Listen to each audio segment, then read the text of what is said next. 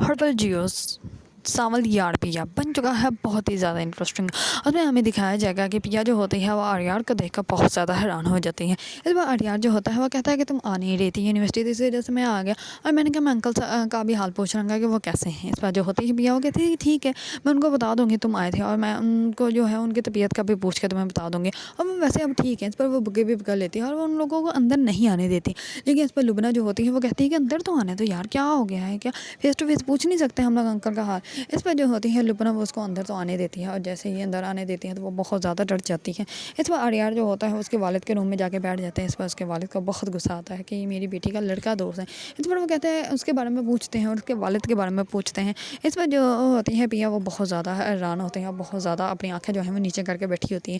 اس پر پیا جو ہوتی ہے وہ لبنہ کو کہتی ہے تمہیں کیا ضرورت ہے اس کو میرے گھر لانے کی، اب میرے ابا کیا سوچ رہے ہوں گے میرے بارے میں کہ میں یونیورسٹی جا کے جو ہے وہ لڑکوں سے دوستیاں کرتی پھرتی ہوں، تمہیں کیا ذرا بھی نہیں پتا تھا میرے ابا کے بارے میں، اور تم نے پھر بھی یہ حرکت کر دی۔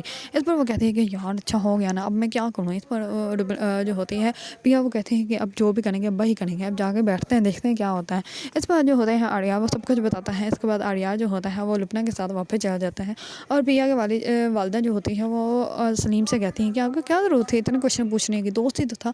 اس پر وہ کہتا ہے کہ میری بات سنا، ہماری بیٹی جو ہے وہ بچی نہیں ہے، جوان ہے، اور ہمیں جو ہے وہ اس کا خیال رکھنا چاہیے کہ کس کے ساتھ دوستی ہو رہی ہے اور کس کے ساتھ نہیں، اور لڑکے کیوں اس کے دوست ہیں۔